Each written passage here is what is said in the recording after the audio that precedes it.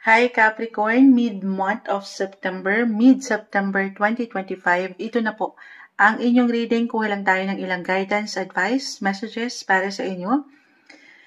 Mensaheng gabay lamang po. Energy check tayo para sa mga Capricorns na pwedeng makapakinig po nito. Kamusta kayo guys? Capricorn, message. Mid-September. Para sa taong ito na maaaring makapakinig. Capricorn, mid-September 2025. Ano nga asahan nyo? Anong ganap? Anong parating? Isa-isahin po natin. Ay! Okay. Okay. The Three of Swords. The Eight of Cups. The Lovers. The Nine of Wands. Five of Swords. The Justice card, the World, the Four of Cups. Unahin na natin si the World, or the Universe, rather. Ayan. Pupio words back na naman tayo. Capricorn, may travel ba? May pagbiyahe na maaaring may kaugnayan pa unang-una na, the Lovers. The Justice card, Moonchild. Partnership, relationship, work, profession, personal relationship, andito na lahat. Just only take what resonate, Capricorn, ha? Tayo po ay general reading pa rin, kahit pare-pareho kayo ng sign, magkakaiba po ang bawat isa. So, the World, this is a great sign na merong success, meron kayong makukumpleto, meron kayong matatapos, meron bang pagbiyahe, if ever, mag-apply yan. Kung hindi man, kahit sa simpleng pagpaplano, or ngayon pa lang for some of you, kung meron kayong inaasikaso, inaayos, nilalakad na ilang dokumento. Travel documents ba yan? Or legal documents? Hindi po isang legal advisor si Moonchild. The Justice card ay narito. So, maaring foreign travel ito, pagdating sa relationship nyo, the Lovers, or dito sa ilang hostisya. Hostisya. Na yung batas, ayan na naman tayo, yung batas ng isang api. Ayan, speaking of api, guys, eto ha, tayo ay general reading. I have no idea kung anong pinagdadaanan ng bawat isa, pero parang may hugot kayo. May ilang challenges akong nakikita. Dalawa lang naman to. It's either, meron ba couples in a relationship na dumaraan, or dumaan na parang in a way, ang hirap pang mag-move forward, ang hirap mag-heal, third party, third wheel situation, hindi kailangan mag-apply agad-agad. Tayo ay general reading. Kung hindi man, may tension, miscommunication, misunderstanding. Yun lang naman yun. And I see the Lovers side by side, umangat, merong magbabalik. Manunumbalik, babawi.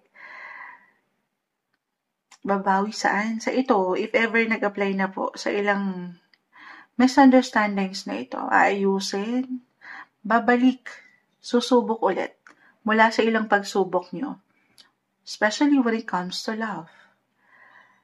The Lovers, actually, tinapos na tayo niyan. Love, love, love. Mangingibabaw ang pag-ibig ngayong mid-month of September. Actually, si Jupiter, kanina, kasi si the World ay narito, this is a sign of travel.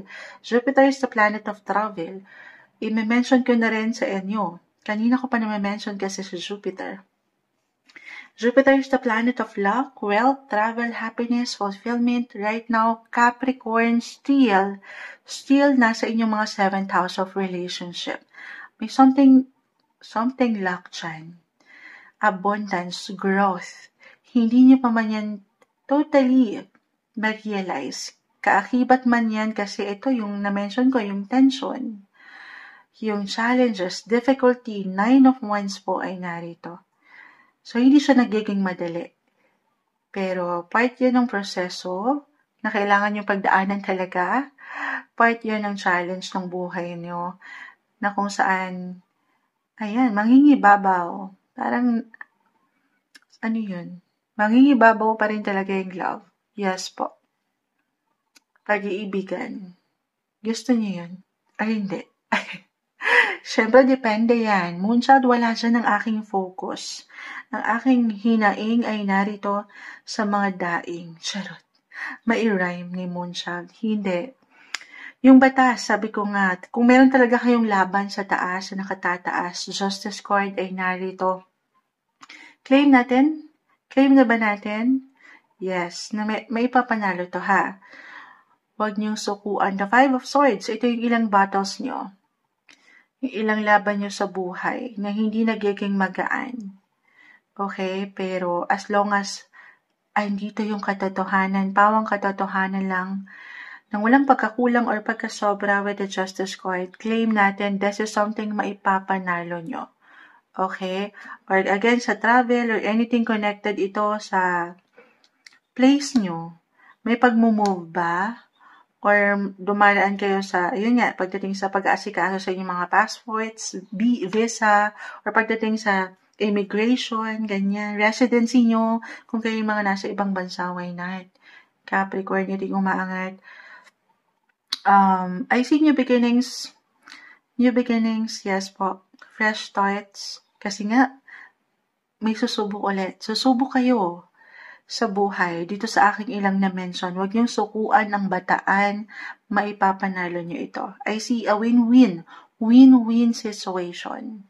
Tuloy lang kayo ha, laban lang. Patuloy kayong merong aral na nababaon sa buhay. Gamitin niyo yan. Higit kayong pinapatatag po ng life. Ito yung umangat na guidance, advice, messages para sa inyo, mid-month of September 2025, Capricorn.